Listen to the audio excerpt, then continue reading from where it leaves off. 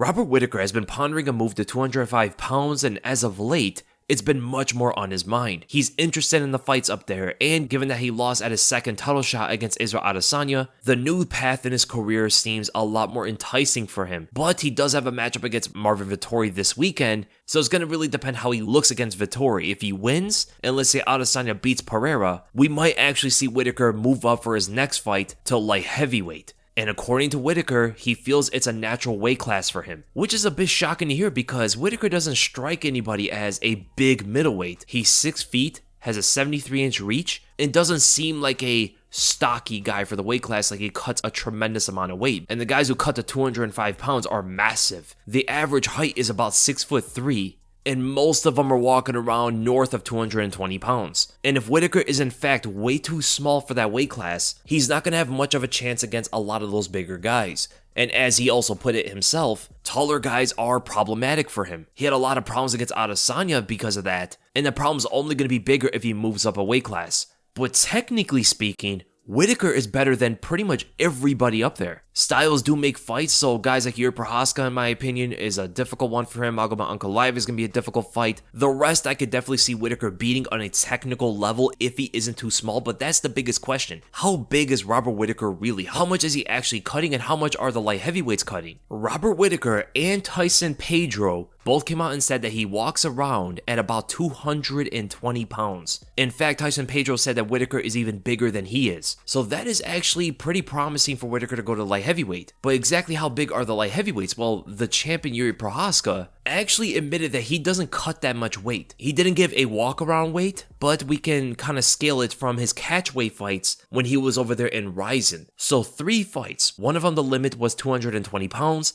Jiri weighed in at 211. Another fight, the limit was 242 pounds, but he weighed in at 217. Then the latest one against Fabio Maldonado in 2019, and the most accurate weight to what he weighs today, it was another catchweight fight at 220 pounds, and he weighed at 215. So we can kind of scale Jiri's walking around 220 pounds probably, but then again, he did say that he doesn't cut that much weight. So that is a good thing going for Robert Whittaker, where he's weighing around the same as Jiri. In fact, he might even be heavier than Jiri Prochazka. Then we can look at Jan Blachowicz, who did not give his walk around weight, but he gave his cage weight, what he weighs when he's fighting in the cage. And he said he weighs between 215 to 220 pounds inside the cage. So his walk around is probably close to 230. So he's going to have a bit of size on top of Whittaker, but probably nothing that Whittaker can't deal with. Anthony Smith came out and said that he walks around at 225 pounds. Nikita Krylov weighed in at 218 pounds when he was a heavyweight. So as we can see, Robert Whittaker doesn't weigh that much different than the rest of the light heavyweights. The only thing is the height and reach difference. These guys are much taller and longer than Whittaker,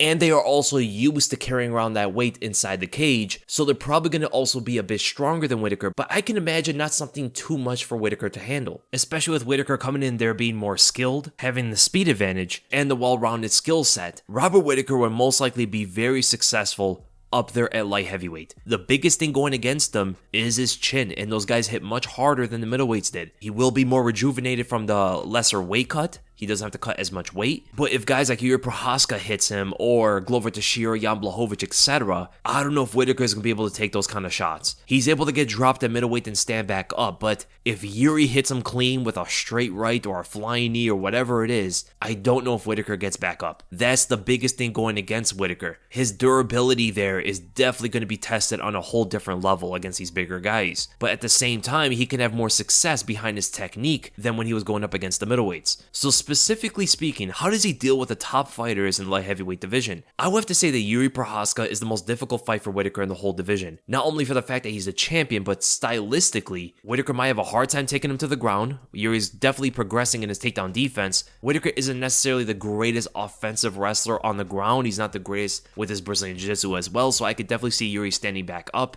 And in any exchange, Whittaker is one shot away from getting KO'd. Jiri is very unorthodox, very unpredictable. He has a similar kind of reach and height to Adesanya, and Whittaker's going to have to find his way in there against a chaotic fighter who isn't as clean. Those are the kind of exchanges that Whittaker definitely gets hit the most in. For example, the Yoel Romero fights. Romero was taking it to Whittaker, and a big part of that was behind the unpredictable explosions. Now add 4 inches of height on top of that, like 7 inches of reach on top of that, and a guy who is arguably even more unpredictable, throws many more different kind of techniques. And Whittaker specifically tends to get caught off the exit, and Jiri Prochazka is never a kind of guy that lets things off. He's always looking to catch you in every single angle. He's fighting you the entire time. There is no break. There is no safe disengagement from this guy. So even though Whittaker can have a lot of success in the fight, I definitely cannot see him going throughout the whole fight without getting connected clean on. I see Whittaker's jab being very effective against Jiri's open guard, and some of those right overhands off of the lead feint are most likely going to catch Jiri as well. So I definitely see Robert Whittaker tagging Jiri Prochazka in the fight, but I just cannot see him finishing him off. And even though Whittaker is most likely going to show to be the more technical fighter out there, probably winning the majority of the fight, I see him getting caught in the middle of it. It can happen in the first all the way to the 5th round. Jiri Prochazka is the kind of guy that it's just too difficult to finish him off. And Whittaker gets tagged clean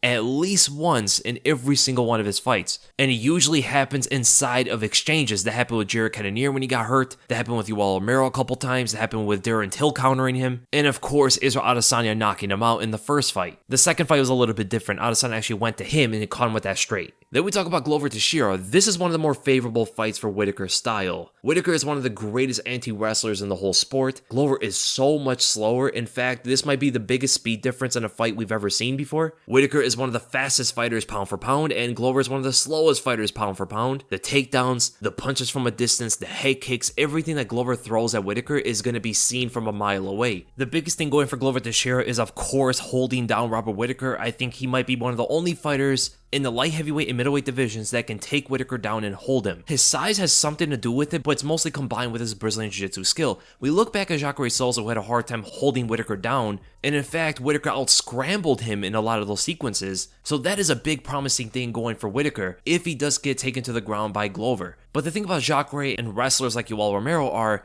they don't have the best top control. Glover, I believe, has better top control than those guys do. So it's definitely going to challenge Whittaker's grappling defense. But here's the issue, and this is something that Glover doesn't necessarily fight that often. A guy that moves intelligently. In fact, almost nobody in the light heavyweight division has intelligent footwork. They all kind of just stand in front of you, or even if they are moving around, they always circle their back to the cage when they shouldn't be doing that. A la Thiago Santos does a lot of that. Jiri Prochazka does a lot of that. Nikita Krylov sometimes does it. He has better understanding of footwork than most of these guys, but just not better understanding with most other things. He's way too aggressive for his own style. Like, look at all the guys that Glover fought. Jiri Prochazka, he moves, but doesn't pick the correct positions in the cage to move most of the time.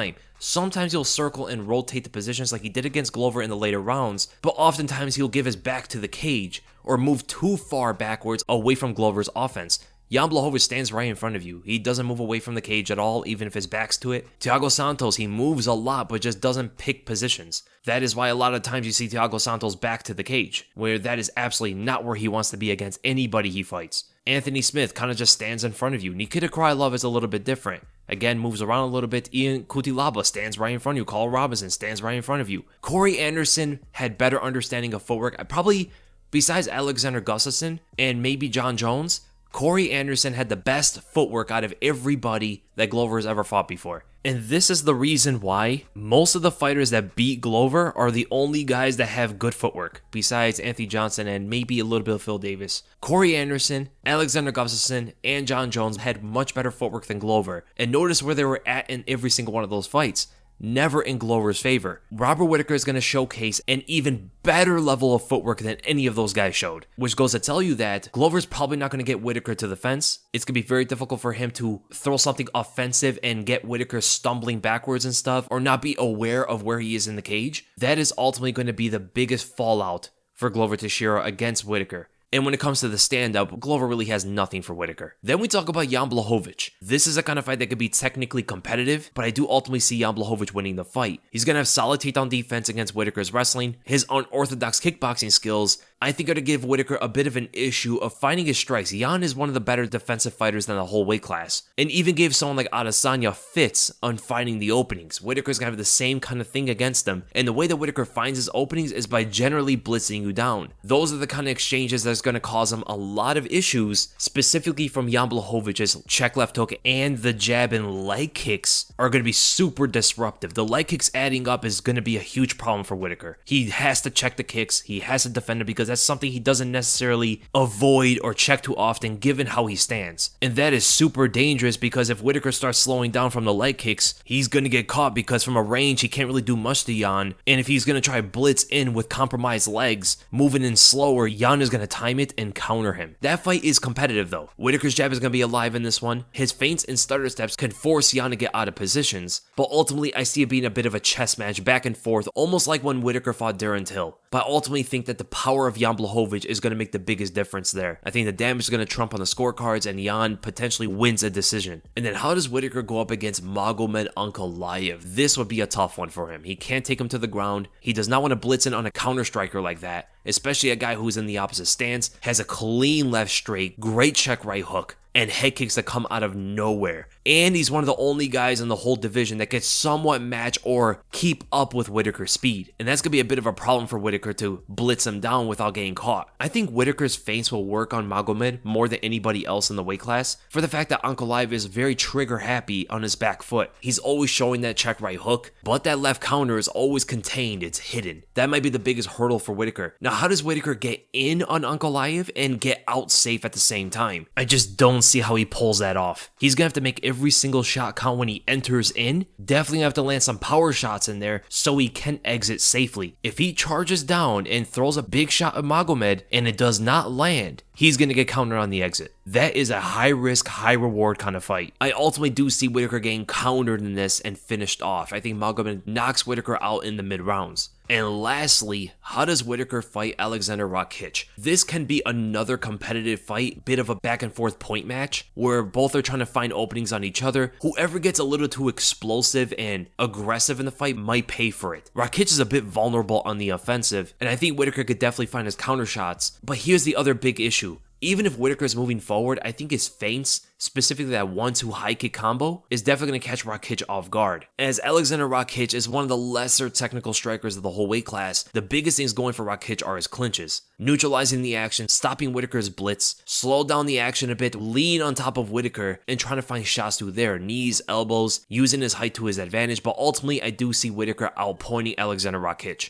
The rest of the fighters in the weight class, I don't see giving Whittaker too many problems. Anthony Smith, Jamal Hill, Dominic Reyes, Volkan Oezdemir, Thiago Santos, etc. Go down the list of Paul Craig and all the way to Jimmy Crute. Most of these guys are extremely vulnerable to Whittaker's style, whether it be someone like Paul Craig who cannot take him to the ground. He's probably not going to be able to pull guard on Whittaker. He's way too fast and way too intelligent on escaping away from him, and Craig cannot match him anywhere when it comes to the striking. To where you look with Anthony Smith, where his fundamental striking style will be figured out by Whittaker immediately in the fight. And it might look somewhat similar to how Whittaker fought Cannonier, except with someone who doesn't necessarily hit as hard as Cannonier. So man, if he makes this move, I'm actually kind of excited for it. I definitely want to see how he does up against these other fighters there. His size is probably not going to be that much of a problem. It's more about his durability than anything else. Whittaker has a lot of heart. If he's not knocked out, he's always going to get back into the fight. I mean, the guy fought through injuries and stuff against Romero, so he's definitely very tough, but his durability fails him. His chin fails him. He gets hurt a lot in fights. In fact, almost every single one of his fights at middleweight ever since he became a champion,